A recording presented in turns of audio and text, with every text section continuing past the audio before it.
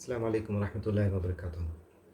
تو جیسا کہ آپ نے سن رکھا ہے کہ 3 سال اسی طرح سے گزر جاتے ہیں، اور یہ حالت دیکھنے کے بعد کیا ہوتا ہے کہ قریش میں ہی کچھ ینگسٹرز ہوتے ہیں، وہ دیکھتے ہیں کہ اب چیزیں حد سے زیادہ گزر رہی ہیں، اب یہ سب صحیح نہیں ہے، تو وہ لوگ ڈیسائیڈ کرتے ہیں کہ ہم لوگ کسی طرح سے آ، آواز اٹھائیں اس کے خلاف۔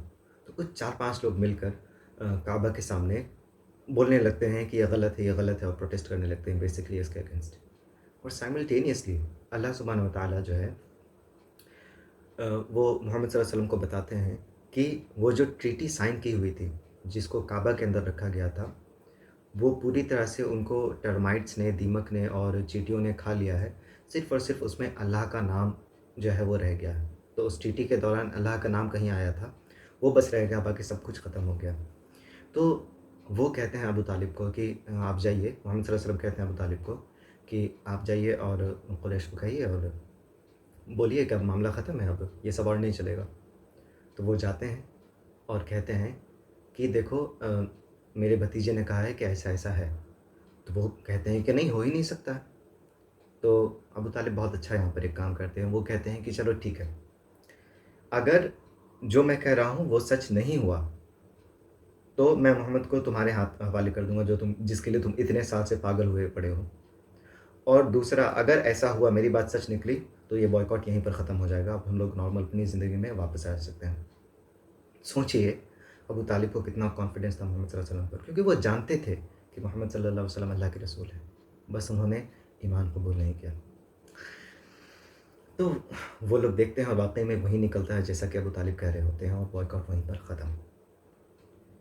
تو پھر سے قریش جو ہے وہ جو بھی مسلمان آتے ہیں ان پر ظلم کرنا شروع کر دیتے ہیں، لیکن ایک امپورٹنٹ انسیڈنٹ ہوتا ہے کہ ابو طالب بیمار پڑ جاتے ہیں، کافی بوڑھے ہو چکے ہیں وہ، اب ان کے ایج کا اندازہ لگائیے نا کہ محمد صلی اللہ علیہ وسلم 50 پار کر چکے ہیں، تو پھر ان کے انکل کس ایج میں ہوں گے۔ اب محمد صلی اللہ علیہ وسلم ایک ایسے دور سے گزرتے ہیں جو کہ ان کے لیے بہت ٹف ہے، کیونکہ ابو طالب ابھی تک اسلام قبول نہیں کیے تھے، اور وہ اپنے بیسکلی لاسٹ مومنٹس پر تھے، اور بار بار ان کو کہہ رہے تھے کہ یا ابو طالب، کم سے کم میرے ہی کان میں کہہ دیجئے لا الہ الا اللہ محمد رسول اللہ، میں آپ کے لیے اللہ سے سفارش کروں گا، بس قیامت کے دن کے لیے میں اللہ سے آپ کا کیس سامنے رکھ سکوں، آپ کے لیے سفارش کر سکوں، بس ایک وجہ دے دیجئے، بس ایک بار کہہ دیجئے۔ تو وہ ایک بار ان کو دیکھتے، اور دوسری طرف میں ابو جہل، ابو لہب، یہ لوگ وہیں پر کھڑا ہوا تھا، اور بیسکلی یہ لوگ چاہتا تھے کہ کسی بھی قیمت پر اسلام قبول نہ کرے، اور وہ لوگ بار بار ان کو کہہ رہا تھا کہ تم اتنے بڑے آدمی ہو، تم لیڈر ہو، تم عبد المطلب کے بیٹے ہو، تم عبد المطلب کے دین کو چھوڑ دو گے۔ اور اسی بیچ میں ان کی ڈیتھ ہو گئی اور انہوں نے اسلام قبول نہیں کیا۔ محمد صلی اللہ علیہ وسلم کو بہت دکھ ہوا، اور بیسکلی ان کے اسلام قبول نہ کرنے کا اور کوئی ریزن نہیں تھا سوائے یہی کہ وہ سمجھ رہے تھے کہ میں جو چلتا آ رہا ہے اس کو چینج نہیں کروں گا، بس، اور کوئی ریزن نہیں تھا ان کے پاس۔ وہ سب کچھ جانتے تھے پھر بھی دیکھیے، یہ چیز اللہ قرآن میں بار بار فرماتے ہیں کہ اللہ نے جس کے لیے ہدایت لکھ رکھا ہے وہیں ہدایت پا سکتا ہے، اور ابو طالب کا انسیڈنٹ ہمارے لیے آنکھیں کھولنے کا ایک سبب بننا چاہیے۔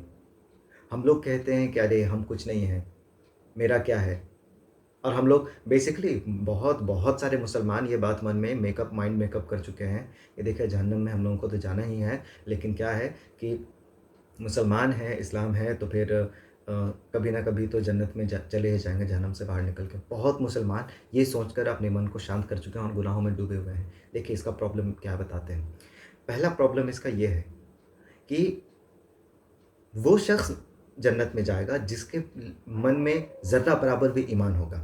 اب ایمان کا کوئی ٹیسٹ تھوڑی نا، جس کا رزلٹ ہم لوگوں کو اس دنیا میں مل چکا ہے اور ہم لوگوں کو اللہ نے بتا دیا ہے کہ تمہارے اندر ذرہ برابر ایمان بھی ہے۔ ایمان ایسی چیز ہے جس کے بارے میں صرف اللہ کو پتا ہے، ہمیں خود نہیں پتا ہے کہ ہم میں کتنا ایمان ہے۔ ایسا کوئی یونٹ تھوڑی نہ ہوتا ہے اس ایمان کا، تو ہم کیسے کانفیڈنٹ ہیں؟ دوسری بات کہ اگر کسی میں اتنا غلط کانسیپٹ ہے، اور وہ اللہ کے جو اللہ نے عذاب بتایا ہے جہنم کا اتنا زیادہ قرآن میں، اور اس کے باوجود اس میں اتنی گھمنڈ ہے یہ کہنے کی کہ ہم جنت جائیں گے ہی، تو کیا پتہ اللہ اس کے ایمان کو وہیں پر رد کر دے، اللہ حفاظت فرمائے اس سے، اور اللہ اس کو اسی وقت مشرکوں میں سے کہہ دے۔ اور دیکھیں غرور سے بڑا، اور یہ جو فالس سینس آف سیکیورٹی ہے کہ ارے کچھ نہیں ہوگا، یہ زیادہ بڑا گناہ ہے جو گناہ ہم لوگ کرتے ہیں اس سے. یہ پہلا پرابلم ہوا.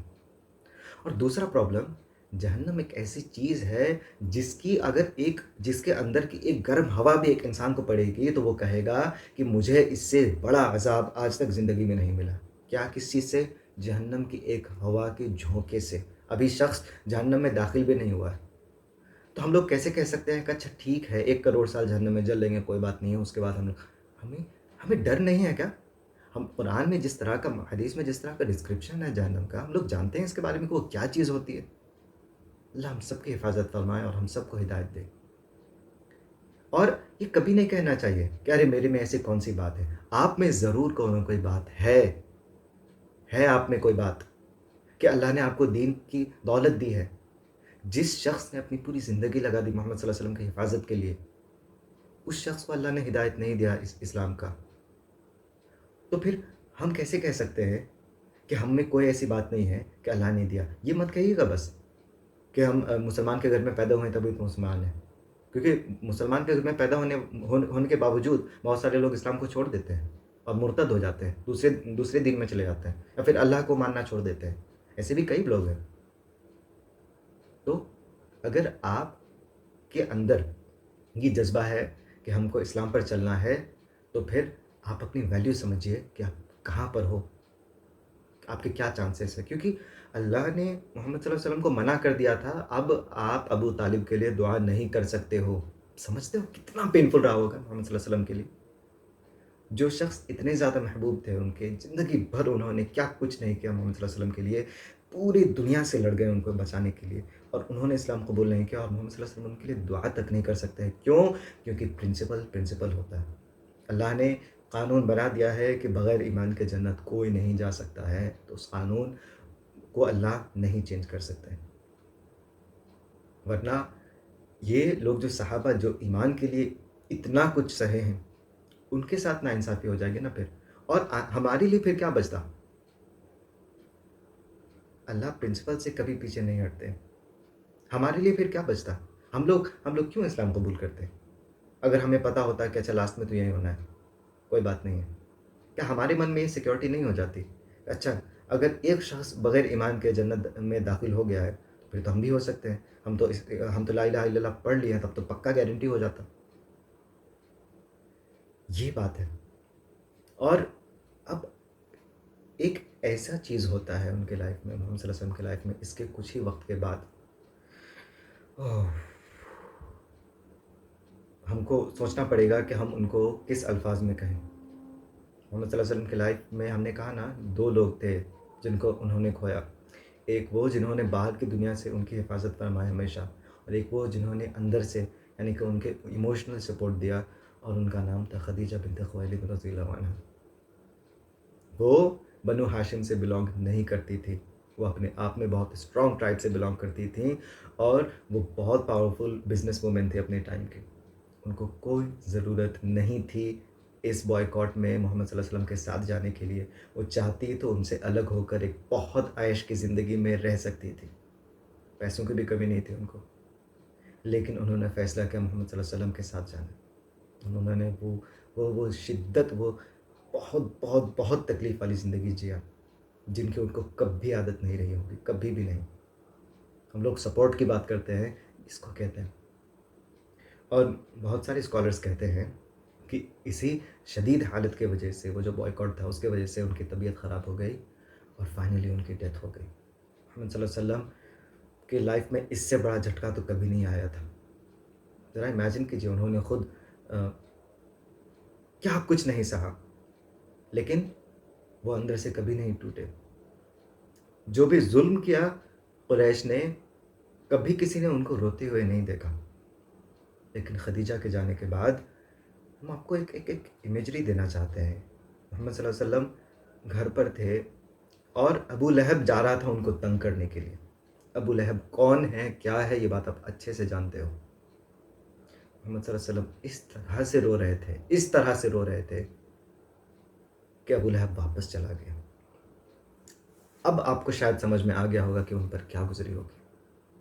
ابو لہب، جی ہاں، وہی انسان، وہی جہنمی ان کا اس کے من میں بھی تھوڑی سی رحم آ گئی کہ چلو ابھی چھوڑ دیتے ہیں. اور ابو طالب کے جانے کے بعد ایک اور بڑی مصیبت آئی نا ان پر، کہ جو ان کا ہاتھ تھا ان کی حفاظت پر، ان کی جو پروٹیکشن تھی وہ ختم ہو گئی. اب قریش کبھی بھی ان کا قتل کر سکتے تھے اور کوئی کچھ نہیں کر پاتا. بنو ہاشم جس طرح سے ٹوٹ چکا تھا اندر سے اس بوائیکاٹ کے بعد، بہت مشکل تھا. تو وہ سوچے کہ اب ہم کو کچھ تو کرنا پڑے گا، ہاتھ پر ہاتھ دھرے بیٹھ نہیں سکتے. وہ اپنے گود لیے ہوئے بیٹے زید بن حارثہ رضی اللہ عنہ کے ساتھ مکہ کے پاس ایک بڑے سے شہر میں جاتے ہیں جس کا نام طائف تھا. اور طائف میں جانے کے بعد وہاں کے وہ ان کے لیڈر سے بات کرتے ہیں اور کہتے ہیں اسلام کے بارے میں، توحید کے بارے میں اور اچھے اخلاق کے بارے میں، جو کہ اس وقت بیسکلی قرآن اسی ٹاپکس پر نازل ہوتا تھا. کوئی بھی نیم قانون کچھ بھی نہیں تھا. مطلب کہ اس وقت کی اگر بات کریں تو شراب حرام نہیں تھا، لوگ شراب پیتے تھے، ایون مسلمس، کیونکہ اس وقت الاؤڈ تھا. اس کے لیے اس کے حرام کرنے کی آیات ابھی نازل نہیں ہوئی تھی. اس وقت حجاب جو ہے وہ مینڈیٹری نہیں تھا. تو یہ سب تھا. اور کیونکہ ابھی مسلمان اس حالت میں تھے ہی نہیں کہ وہ رول اور ریگولیشن کے حساب سے رہ سکے، ابھی تو جینے مرنے کی حالات تھی. تو اللہ جو ہے جانتے ہیں کہ کیا صحیح ہے کیا غلط ہے، لیکن اللہ حکیم ہے. اللہ کو پتہ ہے کہ کب مسلمانوں پر کون سی جو ہے حکم نازل کرنی ہے. تو جو بیسک بات تھی وہ تھی توحید، محمد صلی اللہ علیہ وسلم کی رسالت اور آخرت. یہ 3 ٹاپکس ہیں جس پر پورا مکہ کا قرآن بیسکلی ہے، میجورٹی. اور سٹوریز ہیں جو کہ انہی چیزوں کو ثابت کرنے کے لیے ہیں بیسکلی. اور دیکھیے معاملہ یہ تھا وہاں کا کہ جو طائف ہے اور قریش ہے ان کے بیچ میں کچھ پرابلم ہمیشہ سے رہی ہیں، مور اور لیس. تو یہ لوگ بیسکلی سوچے ہوں گے کہ ایک کام کرتے ہیں، اس کے ذریعے سے ہم لوگ اپنا ایک طرح سے وہ جو پرانا پرابلم تھا اس کو ٹھیک کرنے کی کوشش کرتے ہیں. کیسے بتاتے ہیں. محمد صلی اللہ علیہ وسلم ان کو آ کر بولے کہ قریش نے کیا کیا ان کے ساتھ، اور ان کو یہ بھی سمجھایا کہ یہ مت کبھی ان کو بتائیے گا، قریش کو کبھی مت بتائیے گا کہ ہم آئے ہیں آپ کے پاس پروٹیکشن کے لیے، ہم آئے ہیں آپ کو اسلام کی دعوت دینے کے لیے، کیونکہ اگر ایسا ہوگا تو پھر معاملہ اور بگڑ جائے گا. انہوں نے کیا کیا پتہ ہے؟ ترنت ایک آدمی کو بھیجا قریش کو بتانے کے لیے کہ دیکھو یہ محمد آئے ہیں یہاں پر اور ایسی ایسی باتیں کہہ رہے ہیں. اور وہاں کے بچوں کو اور وہاں کے ہم لوگ کہہ سکتے ہیں کہ گنڈے موالیوں کو لمبا ایک لائن سے کھڑا کر دیا اینٹ پتھر لے کر، اور کہا کہ جو کرنا ہے کرو، ہم لوگ دیکھ لیں گے. اور محمد صلی اللہ علیہ وسلم کو وہ سب جھیلنا پڑا. اور کئی لمبا سا راستہ تھا اور یہ سب رکنے کا نام نہیں لے رہا تھا. اور ان کے ساتھ ساتھ زید بن حارثہ رضی اللہ عنہ کو بھی، سبحان اللہ، سوچے ان پر بھی کیا بیتی. محمد صلی اللہ علیہ وسلم بیسکلی انکانشیس ہونے والے تھے ایک پوائنٹ پر آ کر. جب یہ ختم ہوا تو ان کا جو جوتا تھا وہ خون سے بھر چکا تھا. ایک روایت ہے، 100% اوتھینٹک تو نہیں کہیں گے لیکن بہت لوگ بیان کرتے ہیں تو ہم بھی کہہ دیتے ہیں کہ ایک مشرک تھا مکہ کا، قریش کا، محمد صلی اللہ علیہ وسلم کا دشمن، لیکن ان کی یہ حالت دیکھ کر اس کے من میں یہ آیا کہ اوف کیا ہو گیا ہے، یہ کیا ہو گیا ہے.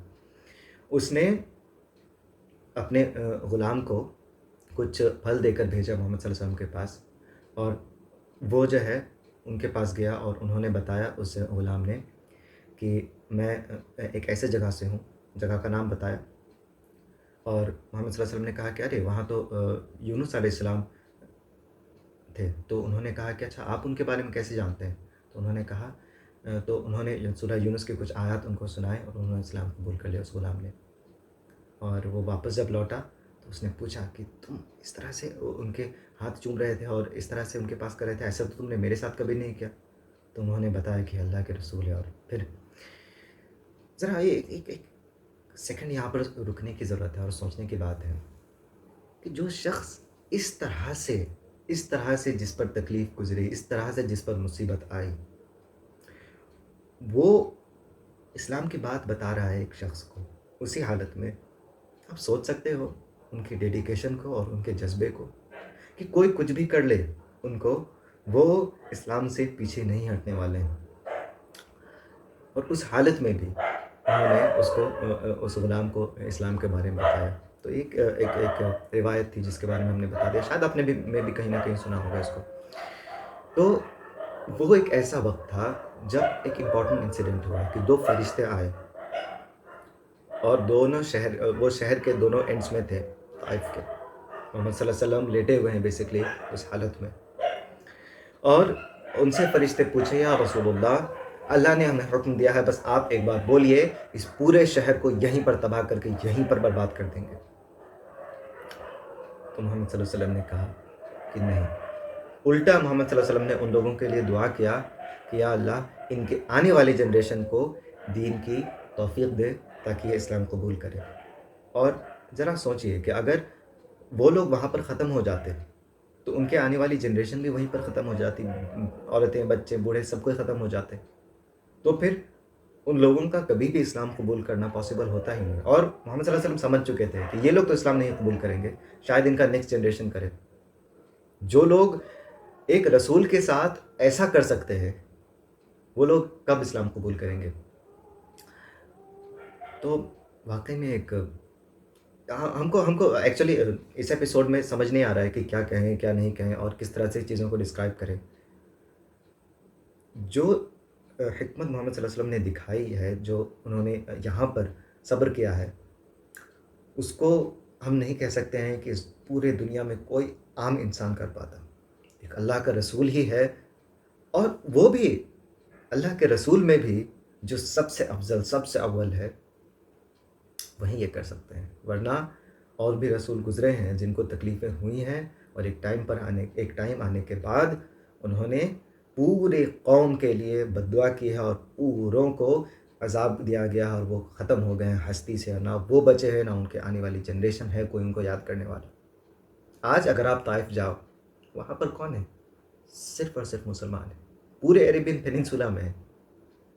لیکن ذرا سوچئے کہ اگر محمد صلی اللہ علیہ وسلم نے اجازت دے دی ہوتی ان فرشتوں کو، تو وہاں پر کچھ نہیں بچتا سوائے راکھ کے، سوائے ملبے کے۔ لوگ ٹورسٹ پلیس بنا دیتے ہیں ایسے جگہوں کو، اعوذ باللہ۔ ہم لوگوں کو جانے کی اجازت ہے ایسی جگہوں پر جہاں پر پرانی قومیں برباد ہو گئی ہیں، لیکن عبرت حاصل کرنے کے لیے کہ آخر یہ کیوں برباد ہوتا ہے، اور ہم کچھ ایسا ہرگز نہ کریں جس سے کہ ہم پر اللہ کا عذاب آئے، اور ہم لوگ وہاں پر جا کے سیلفیز لیتے ہیں اور پوسٹ کرتے ہیں۔ بچنا چاہیے اس چیز سے۔ تو اس واقعے کو لے کر کچھ لوگ جو ہیں ایک غلط کانسیپٹ بنا لیے ہیں کہ محمد صلی اللہ علیہ وسلم نے کبھی بد دعا نہیں کیا ہے۔ بات غلط ہے۔ دیکھیے یہاں پر محمد صلی اللہ علیہ وسلم کی حکمت کو سمجھیے کہ وہ فیوچر کا بھلا چاہتے تھے، اس لیے انہوں نے بد دعا نہیں کیا ہے، اور وہاں پر معاملہ ایسا تھا کہ اس طرح کی بربادی ہوتی کہ کوئی نہیں بچتا۔ لیکن ایک بار کیا ہوا کہ اب ہم وقت میں پیچھے جا رہے ہیں، تھوڑا سمجھیے بات کو، کہ محمد صلی اللہ علیہ وسلم نماز پڑھ رہے تھے، اور کچھ لوگوں نے ایسی حرکت کی جس کو بتانے میں گھن آتی ہے۔ انہوں نے اونٹ کی جو گندگی ہوتی ہے، انٹسٹائن ہوتی ہے، وہ ان کے اوپر رکھ دیا، اور وہ سجدے میں تھے اور اٹھ نہیں پا رہے تھے وہاں سے، اور صحابہ دیکھ رہے تھے وہاں پر، لیکن کسی کی مجال نہیں تھی۔ عبداللہ ابن مسعود کہتے ہیں، اب وہ کس پوزیشن پر تھے آپ جانتے ہو، سرونٹ کلاس کے لوگ تھے، قریشی بھی نہیں تھے، وہ اگر سامنے آتے تو وہ خود شاید ان کو جان سے ہاتھ دھونی پڑتی، اور کوئی وہاں پر انصاف نہیں ہوتا۔ فاطمہ رضی اللہ عنہا جو کہ بچی تھی اس وقت، وہ آتی ہے اور وہاں سے اس کو ہٹاتی ہے۔ محمد صلی اللہ علیہ وسلم ہاتھ اٹھا کر ایک ایک کا نام لے کر بد دعا کرتے ہیں، اور صحابہ کہتے ہیں اللہ کی قسم ہے کہ میں نے بدر کے جنگ کے دوران ان لوگوں کا جن کا محمد صلی اللہ علیہ وسلم نے نام لیا تھا ان کو مرا پڑا دیکھا۔ اور لوگ کہتے ہیں کہ بد دعا کرنا بری بات ہوتی ہے، کبھی بد دعا نہیں کرو، زندگی بھر ظلم سہتے رہو، روتے رہو، اللہ سے دعا مانگتے رہو، لیکن ہاں تم کسی کو نقصان نہیں پہنچا سکتے ہو۔ اسلام یہ چیز نہیں سکھاتا ہے میرے بھائی۔ یہ ظلم کو اس طرح سے برداشت کرنا بالکل الاؤڈ نہیں ہے۔ اگر محمد صلی اللہ علیہ وسلم نے ظلم کو برداشت کیا ہے، صحابہ نے ظلم کو برداشت کیا ہے، تو اس کے پیچھے بہت بڑی حکمت تھی، ٹھیک ہے؟ اور اگر آپ میں طاقت ہے کہ آپ قانون کا راستہ لے سکتے ہو، آپ بڑوں کا راستہ لے سکتے ہو، آپ کسی کا بھی لے سکتے ہو، تو آپ کو جہاں بھی غلط ہو رہا ہے اس کے اگینسٹ آواز اٹھانی چاہیے۔ ہم لوگ جو اتنے دنوں سے یہ جو چیزیں سن رہے ہیں کہ کس طرح سے صحابہ کو یہ سب چیزیں برداشت کرنا پڑا، غلطی سے بھی یہ بات مت سوچ لیجئے گا کہ اس کو جسٹیفائی کیا جا رہا ہے اور یہ بتایا جا رہا ہے کہ ہم لوگوں کو ہمیشہ ایسا ہی کرنا چاہیے۔ یاد رکھیے، جس دن صحابہ کو طاقت ملی تلوار اٹھا کے ان کے گلوں کو کاٹ دیا تھا، اور یہ لوگ یہیں ڈیزرو کرتے تھے۔ یہ مت سمجھیے گا کہ یہ لوگ زندگی بھر ایسے ہی رہ گئے۔ اور واقعہ ہے مطلب کہ احد کے لڑائی کے دوران، کیونکہ بہت سال بعد ہوگا ابھی کے کمپیریزن میں اگر دیکھا جائے تو، محمد صلی اللہ علیہ وسلم کو لہو لہان کر دیا گیا تھا۔ وہ بھی one of the toughest day تھا۔ مطلب کہ عائشہ رضی اللہ عنہ کہتی ہیں کہ احد آپ کی زندگی کا سب سے مشکل دن رہا ہوگا نا، کیونکہ انہوں نے تو یہی چیز دیکھا تھا۔ جب یہ ہوا تھا محمد صلی اللہ علیہ وسلم کے ساتھ تو وہ تو بہت چھوٹی بچی تھی، مے بی 4 سال 5 سال کی، ناٹ شیور۔ تو ان کو کیسے یاد ہوگا یہ سب ایگزیکٹلی، اور کہاں انہوں نے یہ دیکھا ہے؟ انہوں نے احد کا واقعہ دیکھا جب محمد صلی اللہ علیہ وسلم کے دانت جو ہے وہ توڑ دیے گئے تھے، اور جو ان کا آرمر تھا وہ ان کے باڈی کے اندر گھس گیا تھا اور پورے خون سے نہا چکے تھے، ایسی حالت ہوئی تھی، اور تب محمد صلی اللہ علیہ وسلم نے بد دعا کیا تھا ان لوگوں کے اگینسٹ۔ تو ہم لوگ کیسے کہہ سکتے ہیں کہ ظلم کو برداشت کرنا یہ محمد صلی اللہ علیہ وسلم کی سنت ہے؟ ہرگز نہیں، ہرگز نہیں۔ بد دعا کرنا بالکل جائز ہے، لیکن ایسا نہیں ہونا چاہیے کہ ہم لوگ اس کو عادت بنا لیں، ٹھیک ہے؟ ہر چیز کی ایک لمٹ ہونی چاہیے۔ یہ ہونے کے بعد محمد صلی اللہ علیہ وسلم ایک جگہ پر رہتے ہیں مکہ کے باہر ہی باہر، کیونکہ ابھی مکہ کے اندر جانا ان کے لیے پاسبل نہیں ہے بنا پروٹیکشن کے۔ آپ نے دیکھا ہے کہ کیا ہوا ہے۔ تو وہ قرآن کی تلاوت کرتے ہیں، نماز پڑھتے ہیں وہاں پر۔ تو اسی دوران کچھ جن نے ان کو قرآن کی تلاوت کرتے ہوئے سنا، اور اللہ سورہ جن نازل کرتے ہیں، اور سورہ جن نہیں، میرا خیال ہے کسی اور سورہ میں اس کا مینشن ہے، یاد نہیں آ رہا ہے، لیکن اللہ کہتے ہیں کہ کچھ جن جو ہے انہوں نے سنا اور وہ ایمان لے کر آئے۔ تو یہ بہت بڑا موٹیویشن تھا محمد صلی اللہ علیہ وسلم کے لیے کہ انہوں نے 10 سال تک ان کو جھٹلایا، ان کو ریجیکٹ کیا۔ 10 سال ہو چکے تھے جب انہوں نے لوگوں کے سامنے اسلام کو سامنے رکھا، اور اب جا کر ایسے چیزیں اسلام قبول کر رہے ہیں جو کہ انسان نہیں ہے، ایک الگ ہی پاور ہے۔ تو یہ ایک بہت بڑا موٹیویشن تھا ان کے لیے۔ اور جنوں میں بھی بالکل ویسے ہی سچویشن ہے انسانوں کے جیسے، کہ کچھ لوگ ایمان لاتے ہیں، کچھ لوگ ایمان نہیں لے کر آتے ہیں، کچھ لوگ بے وجہ مسلمانوں کو تکلیف پہنچاتے ہیں، جس کو ہم لوگ شیطان کہتے ہیں۔ ایکچولی ابلیس بھی جن میں ہی صحیح تھا۔ تو یہ سب ہو جانے کے بعد محمد صلی اللہ علیہ وسلم بہت لوگوں کو ریکویسٹ کرتے ہیں مکہ کے کہ ہم کو پروٹیکشن دو، لیکن بہت لوگ انکار کر دیتے ہیں۔ لیکن ایک شخص جو ہے وہ مان جاتا ہے، ان کا نام تھا مطعم ابن عدی، اور وہ شخص بھلے ہی مسلمان نہیں تھا، لیکن وہ بہت پاورفل تھا اور بہت زیادہ ان کو لوگ جانتے تھے قریش میں۔ انہوں نے یہ حالت جب دیکھی محمد صلی اللہ علیہ وسلم کی، تو اس نے کہا کہ ٹھیک ہے، میں آپ کو پروٹیکشن دیتا ہوں۔ اور صرف زبان نہیں دی، اپنے بیٹوں کو انہوں نے آرمر اور تلوار کے ساتھ بھیج دیا محمد صلی اللہ علیہ وسلم کے ساتھ، اور کہا کہ آپ جائیے، کعبہ کا طواف کیجیے، وہاں پر نماز پڑھیے، اور ہم لوگ یہاں پر ہیں آپ کی حفاظت کرنے کے لیے۔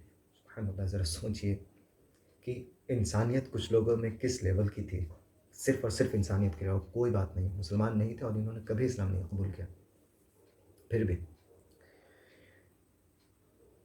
اور قریش دیکھ کر یہ حیران ہو گئے تھے، کیونکہ یہ اتنے رسپیکٹیبل انسان تھے مطعم ابن عدی، کہ کوئی بھی ان کو ڈائریکٹلی اپوز نہیں کر سکتا تھا، ان کے پروٹیکشن کے خلاف کوئی نہیں جا سکتا تھا۔ تو ان سے پوچھا کہ آپ بس اس کو پروٹیکشن دے رہے ہیں یا پھر آپ نے بھی اسلام قبول کر لیا؟ تو انہوں نے کہا کہ نہیں، میں نے اسلام قبول نہیں کیا۔ تب انہوں نے کہا کہ چلو ٹھیک ہے، پھر رہنے دو، کیونکہ اگر وہ ایسا سنتے تو شاید ان کے بھی اگینسٹ چلے جاتے۔ کیونکہ دیکھیے بات یہی ہے، قریش کا کچھ پرنسپلس تھا جس کو وہ لوگ نہیں توڑتے تھے ان جنرل۔ کچھ تو ان میں کیا بولتے ہیں اس کو، غیرت تھی، کچھ انسانیت تھی، لیکن اسلام کے آنے کے بعد وہ مر کر دفن ہو چکے تھے۔ انہوں نے ایسے حرکتیں کی جو کہ وہ اپنے دشمنوں کے ساتھ بھی نہیں کرتا۔ اپنوں کے خلاف، اپنے خاندان، اپنے رشتہ داروں کے خلاف انہوں نے جو کیا نا، وہ اپنے سب سے برے دشمنوں کے ساتھ ایسا نہیں کرتے تھے۔ اس حالت پر آ چکے تھے وہ لوگ۔ تو یہاں پر تھوڑا سا ان کو چین ملتا ہے محمد صلی اللہ علیہ وسلم کو۔ تو ہم نے 10 سال کی لائف کو ان کو دیکھ لیا. 12 ایپیسوڈ سے لگ گئے 13 ایپیسوڈس اس کے لیے. لیکن اب تک صرف اور صرف تکلیف اور پریشانی اور دکھ کو دیکھا. ایک ایسا واقعہ آئے گا، ایک ایسا واقعہ جو کہ کہتے ہیں نا کہ اگر آپ کسی جگہ پر پریشر بلڈ کرو اور اس کو پھر چھوڑ دو تو ایکسپلوژن بھی اتنا ہی تیز ہوتا ہے. تو یہ صرف اور صرف پریشانیاں جو بلڈ ہو رہی تھیں، ایک ٹائم پر یہاں پر ایسی چیز ہوگی، ایسی چیز جو کہ محمد صلی اللہ علیہ وسلم کو وہ سکون دے گا، وہ ریلیز کرائے گا پریشر کو اندر سے اور دکھ کو، تکلیف کو، کہ وہ بھول جائیں گے کہ اس سے پہلے کیا ہوا تھا ایک طرح سے. کیونکہ ایسا ہونے والا ہے. ہم اتنا بلڈ اپ اسی لیے دے رہے ہیں کیونکہ واقعہ ہے ہی اتنا زبردست، جو کہ نہ ان سے پہلے کسی بھی نبی یا رسول کو عطا کیا گیا تھا، اور آف کورس ان کے بعد تو کوئی ہے نہیں. تو ایک پورے ہیومن کے اور بیسکلی پورے یونیورس کے ہسٹری کا ایک ایسا ریکارڈ قائم ہونے والا ہے جس سے کہ ہم سب جڑے ہوئے ہیں. اور ہر میں وہ آیات نازل ہوتی ہیں اور ہم لوگ ہر دن اس کو پڑھنا چاہیے. تو اگر آپ لوگ نہیں سمجھے تو انشاءاللہ نیکسٹ ایپیسوڈ میں اس کے بارے میں اچھی خاصی ڈیٹیل میں بات کریں گے. اور سکون کہ کچھ تو اچھا کہنے کو ملے گا ہم کو بھی، ورنہ ہم اندر سے ایک طرح سے پریشان ہو گئے تھے کہ ابھی 10 12 دن 13 دن ہو گئے اور پریشانیاں ہیں کہ محمد صلی اللہ علیہ وسلم اور ان کے صحابہ کی لائف میں ختم ہونے کا نام نہیں لے رہے اور کبھی نہیں لیں گے. Actually to be very honest, ہم آپ کو ایسا بنا مطلب کا ہوپ نہیں دینا چاہتے ہیں، بٹ چیزیں بہتر تو ہونے ہی والی ہیں. یہاں سے لے کر آگے تک صرف بہتر ہی ہوں گے. تو اللہ سے دعا ہے کہ چاہے کتنی بھی پریشانیوں کے بعد اللہ جب راستہ نکالے ہیں تو ہماری بھی پریشانیاں اللہ ختم کر دے، چاہے وہ کسی بھی قسم کے ہو، اور ہم سب کو چین اور سکون عطا فرمائے. آمین یا رب العالمین. سبحان اللہ و بحمدہ، سبحانک اللہم و بحمدک، اشہد ان لا الہ الا انت، استغفرک و اتوب الیک. السلام علیکم و رحمۃ اللہ وبرکاتہ.